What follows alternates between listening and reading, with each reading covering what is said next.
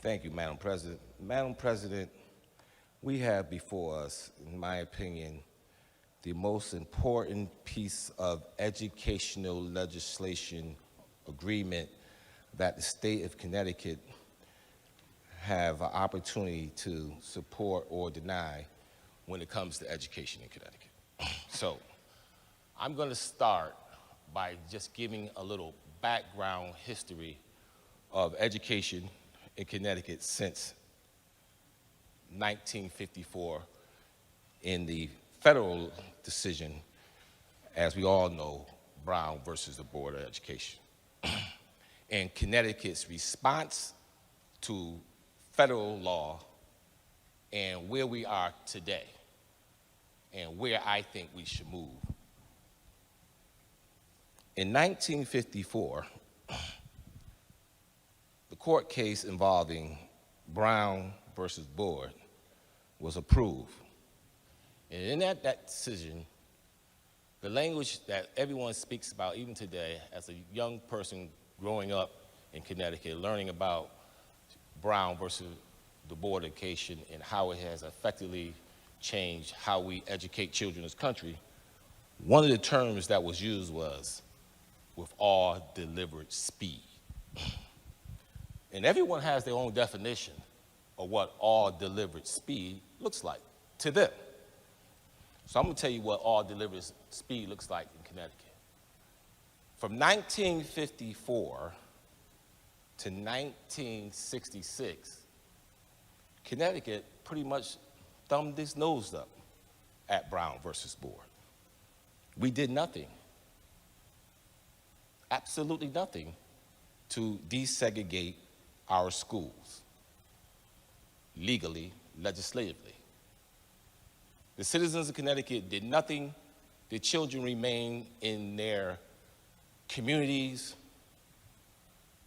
and we just went about our business. And everybody knew that those communities where these children live, they were not getting a quality education. The facts were laid out. However, we did nothing. And then in 1966, the year I was born, some good citizens in the Hartford region came together and decided that we need to do something. But we cannot make the legislature do anything, but let's put our brains together and figure out what can we do to follow federal law. So some school districts in the greater Hartford area came together and said, let's create a voluntary choice program. And that program was called Project Concern. Because these individuals were concerned about us following federal law, but I think more importantly, they was concerned about the quality of education that the children in Hartford was receiving. Now, mind you, it was just in the Hartford area where these individuals came up. They had this conversation. Nothing in the New Haven area, nothing in Bridgeport, nothing in Waterbury, nothing in just Hartford.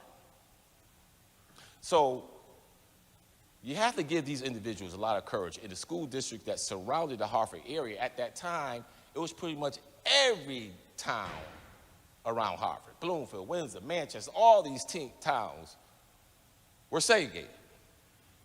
And you know why they were segregated. I don't have to educate you. Red line, I just say that. If you don't know about that, go do some research. It was designed from the federal government to state government, right on down to our local government.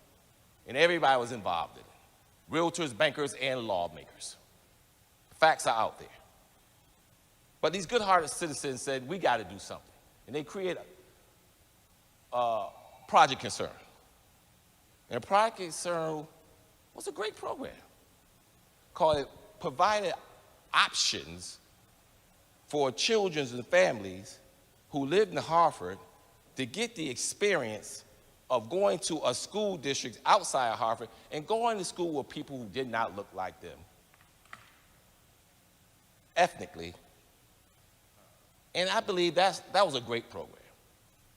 Matter of fact, I had friends in my neighborhood who went through that program, and they had their experiences. Not all of them were great, by the way, because there were some people in those communities that were really hostile to these children. We know it. It continues today. So, from 66 to approximately 1994, 5, 6, a group of individuals led by Sheff and a number of other individuals decided to sue the state of Connecticut and said, what we're doing is wrong. We are not following federal law. In Connecticut, you need to do something about it. Matter of fact, we're going to sue you, Connecticut, to do right by children and families in these communities. I'll use the term ghetto because some people that makes you feel uncomfortable. I didn't make the term up. That's where they were living. Those are communities. Now we call them unpopular, marginalized community, anything you want to say. But you know who I'm talking about and where I'm talking about. So they put a lawsuit together. Years passed. There was a decision made. In that time, at the Superior Court level, the state said it wasn't our responsibility to do that. And they told the plaintiffs, no way, you lose.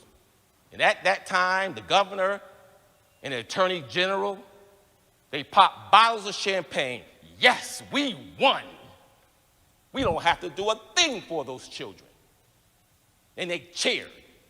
And all this is documented.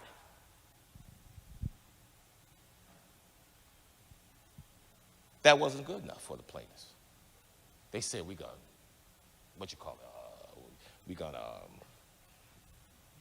appeal it. That's the word I'm looking for, appeal that. So they took it up to the next level a few years later.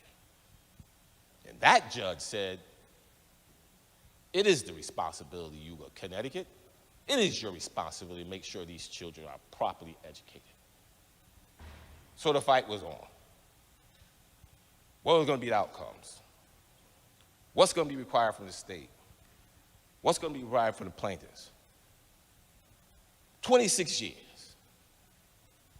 And during all that time,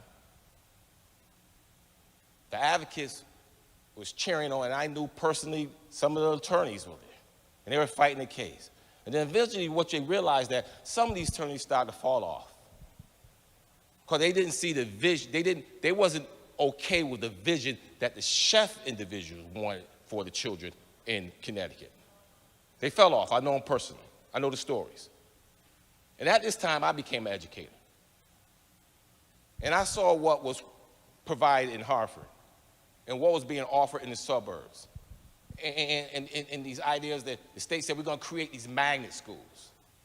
We're going to create magnet schools to encourage, not require, but encourage people who were not black and brown to attend. And the concept, the idea was, if we get some students who are white and later Asian to sit in classes with some school children who are black and brown, all of a sudden everybody's going to win, and everybody's going to achieve, and everything is going to be great. And that was an option for the plaintiffs. They fought back and forth. The state invested billions and billions and billions of dollars in facilities and operational costs for the magnet schools, and the cost started to get out of hand because the plaintiffs was pushing. We need more magnet. Matter of fact, they said they took the concept of project choice or concern. They just took that was already there and said that's going to be a part of our case. So that gets more and more kids opportunities, right? And then finally, last month, they came to a conclusion, a verdict that they all agreed upon. And in part of that agreement, it said, okay, Connecticut, you don't have to continue to spend all that money on magnet schools anymore.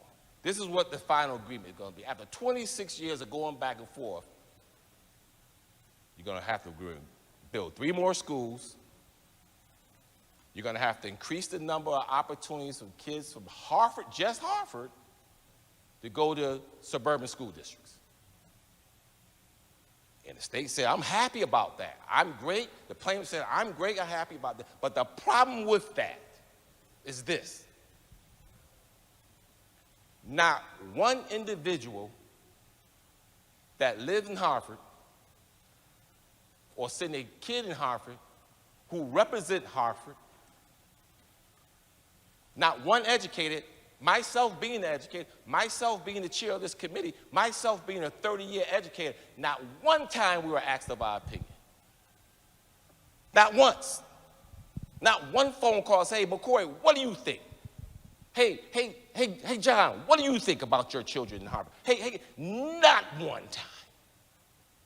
They made a decision without communicating to us.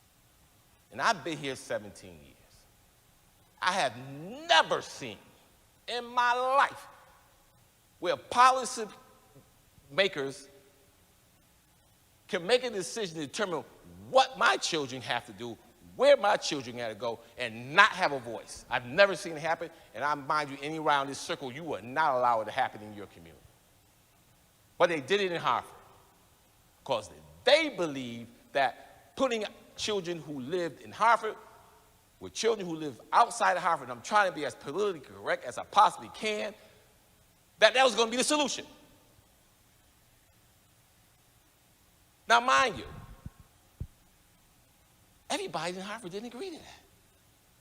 There were people like myself and a whole lot of other people who said, wait a minute, why don't you just use all those resources and put them in Hartford, and then we didn't have to send our children? Or better yet, my mentor and I created a program right in the city of Hartford that actually educated the children at the highest level in the state of Connecticut. The most difficult population to educate, which is black and brown boys, we were sending them off to prep schools. We were doing it. And we had not one penny from the state of Connecticut. Now we got a problem. Because parents are saying, I want that. I want that to be my option. The Sheff was saying, no, you got to get that. And then magnet schools was being created, and someone was like, I want that. And then all of a sudden, charter schools came in, and our community ran towards them. Because at the end of the day, the parents were concerned about outcomes. It didn't matter if they sat next to somebody 25 minutes away. It didn't matter if they were right in their neighborhood school. It didn't matter if they were at charter school. It didn't matter if they was at a magnet school. What the parents wanted was a quality education, and they didn't care who provided it. They would have sent their kids in the garage in the cold with coats on, as long as their children could have came out reading, writing, and knew their history, and knew how to compute, and knew how to think. So you had a problem. You had some people telling people, this is what your children are going to get. You had others pushing back. I don't want all that. I want this. And the parents didn't have anyone to speak to because none of us were involved. It was a court decision. So, where we are today, we have a court-ordered decision between the plaintiffs and the state of Connecticut. And it's signed and sealed. And by tomorrow morning, it will be law. And guess what? If we're not, because you had concerned parents and because you had concerned legislators, we would not have one word spoken about it. If our constituents stand up and say something. Say something for us. So now we're on conditions. And once this is over, you're not going to hear another peep about Sheff. The state can wash their hands and say, I spent all the money over the years, and this is what you're going to get. And it will not benefit anyone else in this state. Maybe a few kids in Hartford, but it won't touch the kids in New Haven. And the kids in Waterbury won't benefit it. And the kids in New London won't benefit. But it's going to impact it because we're going to have to pay. Or what's going to cost? It's going to cost over the next 10 years a whole lot of money. So it's going to impact all of us. It impacts all of us. But it's not an educational decision. It's a political decision, a lawsuit. I tell you what will impact, that will improve the quality of education for children all over the state, which will alleviate the opportunity gap, which will level the playing field when kids walk into school when they're 5 years old. And you know what that is? That's something we've been talking about for years in the state, and that's universal early childhood education. Now, that is a game changer. And that's what we've been talking about, but we have not had the political will to do it. We haven't had the political will to do it in the state, but we talk about it. And I'm saying this. If we're really serious about changing education and giving kids from those communities a rural opportunity, a chance at life, a chance at education, a chance at generational income, a chance at being successful, then we need to provide that for them. And we need to do it now. When we're sitting on a $4 billion surplus, there's absolutely no excuse that we should not be doing what we should have been doing 30 years ago. No excuses right now. So I'm saying, as much as I dislike the process, the decisions made by Sheff and the state of kids, as much as I don't like it, as much as it's not going to help me, and man, mind you, I am not against their idea. Personally, my child went through that program. He learned life values at a age of 10. He learned very quickly that his life was going to be different from those children that he went to school with out in the suburbs. He learned at a very early age. And when he turned 16 and 17, we sat down and talked about it. And he told me about an experience that he had out there. And regardless of how much he learned how to read and write and all those great things, the most important experience that he learned when he was 10 years old, when he was racially profiled. He was racially profiled. I said, at the age of 10, what did you learn? He looked at me and said, now I know. And that's the best education Connecticut could ever give him. That he knew his life was going to be different from all his friends that he went to school with. He realized at the age of 10 that life was going to be different from him. And now he's probably sitting there watching me right now, and a whole lot of other people who think that this is going to benefit them, that solving this court case is going to improve something for them. And it's not. It's not. I'm 30 years in this business. It's not. But what will give them opportunity is universal early childhood education. That can start the process of healing. So I ask my colleagues, you have a decision to make. Do we pass this legislation or put it back in the hands of a judge? And when you put this back in the hands of a judge, ain't no telling what that judge can do. Ain't no telling what that can say. Guess what? What if that judge is bold? What if that judge is brave? And what if that judge tell you, you won't have an option? What's that word we use here? Mandate. What if that judge says, I mandate that you desegregate your schools in Connecticut? What if that judge says that? Now we got a problem. So I'm asking my colleagues around the circle, let's support this. Let's continue the dialogue. Let's talk about true educational reform. Let's talk about ECS. Let's talk about early childhood. Let's put it all on the table. And this time, let me bring my chair to the table. If you ain't got one for me, I'll bring my own. And I tell you what education really looked like. and what we really need to do. Imagine this, lastly, as I conclude. Imagine this. Sheff said you got to go to school with other people. Like, imagine Dr. Benjamin E. Mays, who's the president of Morehouse College, walked up to Martin Luther King when he came to Morehouse College, which is a predominantly black educational institute, and said, you know what, Martin, you need to go to Yale.